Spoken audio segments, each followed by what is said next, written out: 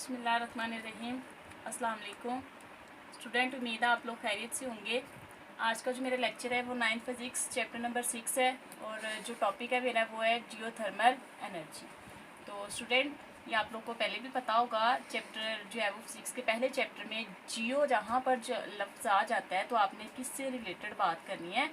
ज़मीन से, ठीक है।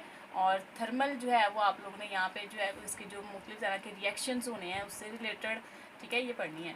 तो इसकी जो डेफिनेशन है वो कुछ इस तरह से होगी, जैसे जियोथर्मल एनर्जी। तो जो जब हम किसी भी ज़मीन की गहराई में किसी मटेरियल को गर्म करते हैं तो वहाँ पर जो पानी होगा वो पानी किस में चेंज होगा? भाप में। किस वजह से? मैग्मा की वजह से, ठीक है। यहाँ पे मैं आप लोगों को परेशान नहीं होना, मैग्मा के बारे में भी बताऊँगी, सब कुछ बताऊँगी, ठीक है स्टूडेंट। तो इसकी जो डेफिनेशन है वो कुछ इस तरह से है, water reaching close to the molten material जो प्रेजेंट होता है इन द डीप ऑफ, ठीक है। क्या उसमें यहाँ पे जो पानी मौजूद होता है कहाँ पर? पानी की गहराई पर। जब कोई भी आपके पास जब किसी भी मटेरियल को हम गर्म करेंगे जो कहाँ पर मौजूद होगा? पानी की गहराई पर। तो वहाँ पर जो हमारे पास स्टूडेंट पानी होगा, water change into steam.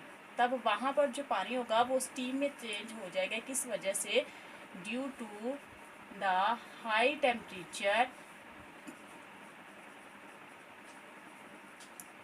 Of magma, ठीक है। तो यहाँ पर जो मैंने लफ्ज़ इस्तेमाल किया है मैग्मा, इससे परेशान नहीं होना है, मैं आप लोग को बताऊंगी मैग्मा है क्या। तो हमारे पास ये this energy is called Jio thermal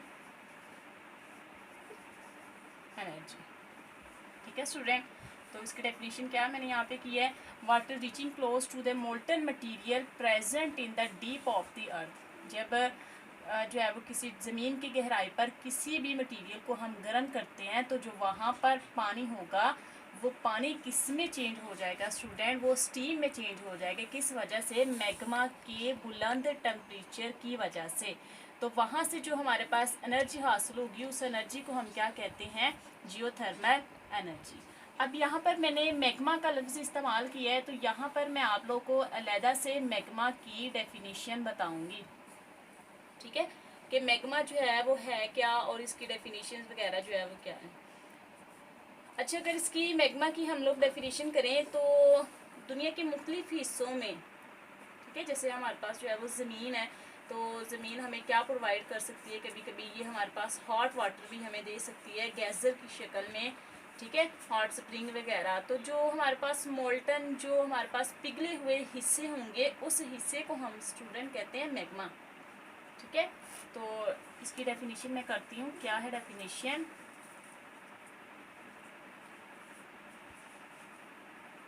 in some part of world, दुनिया के मुख्तलिफ हिस्सों में, the earth provides us hot water, गर्म पानी जो है वो हमें मुहैया करती है। कहाँ से? फ्रॉम गेजर्स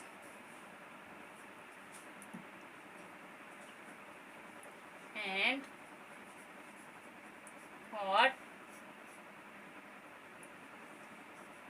स्प्रिंग्स, ठीक है।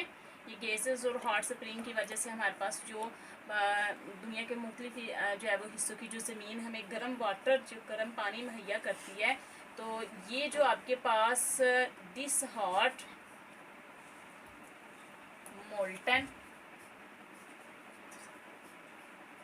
part deep in the earth, ये जो ज़मीन की गहराई पर ये जो गर्म हिस्सा है, deep in the earth is called magma. Student परेशानी होना कि आप लोग को यहाँ से समझ नहीं आई है क्या हुआ, मैं आप लोग को सारी आप लोग की जो है वो यहाँ पे मैं बताऊँगी कि क्या किया हुआ है।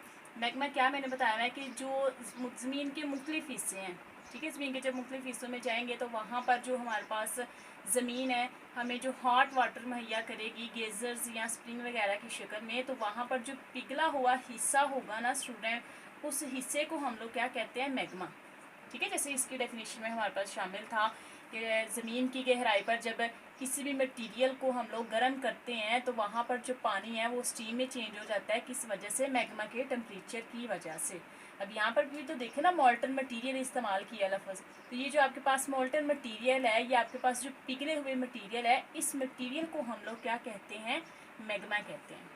ठीक है स्टूडेंट, तो उम्मीद है आप लोग को समझ आ गई होगी। खुश रहें, दुआ में मुझे याद रखें। अल्लाह हाफिज़।